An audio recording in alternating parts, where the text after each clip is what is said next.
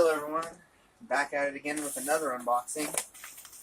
So, I'm not 100% sure what's coming today, but I believe I do have an idea. So, I guess we'll go ahead and get it opened up and we'll see.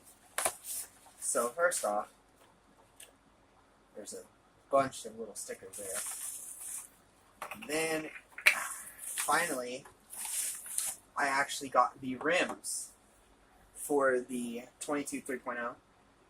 I was actually nervous that these front rims might not work, but it looks as though they're going to work perfectly. So, I'm going to start getting to work. I still need to solder up the ESC and motor, and I'm still waiting on the LiPo charger too.